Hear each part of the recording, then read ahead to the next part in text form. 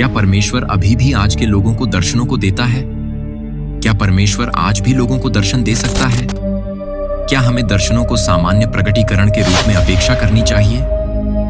नहीं। जैसा कि बाइबल में उल्लेख किया गया है, परमेश्वर ने कई बार लोगों से दर्शनों को देने वाले तरीकों से बात की। उदाहरण के लिए याकूब का पुत्र यूसुफ, मरियम का पति यूसुफ, सुलेमान, यशायाह, यहेजकेल, पतरस और पौलुस।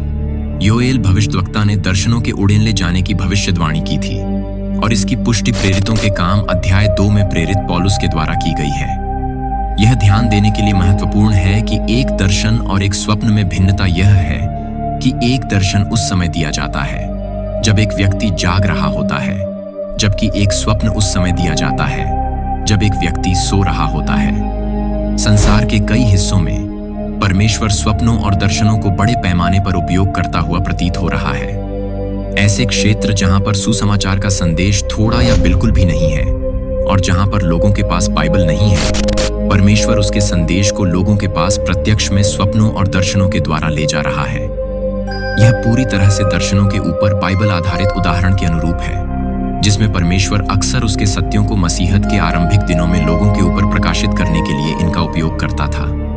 यदि परमेश्वर उसके संदेश को एक व्यक्ति को संप्रेषित करने की इच्छा रखता है, तो वह किसी भी तरीकों का उपयोग कर सकता है जो उसे आवश्यक लगते हैं। एक मिशनरी को, एक स्वर्गदूत को, एक दर्शन को या एक स्वप्न को। इसमें कोई संदेह नहीं है कि परमेश्वर के पास दर्शनों को उन क्षेत्रों में देने की क्षमता है जहां पर संदेश पहले से ही शीघ्रता के साथ उपलब्ध है। परमेश्वर जो कुछ कर सकता है उसके लिए उसकी कोई सीमा नहीं है। ठीक उसी समय हमें सावधान रहना चाहिए जब बात दर्शनों और दर्शनों की व्याख्या की आती है। हमें हमारे मनों में ध्यान रखना चाहिए कि बाइबल पूरी हो चुकी है और यह हमें उस सब को बताती है जिसकी हमें आवश्यकता है।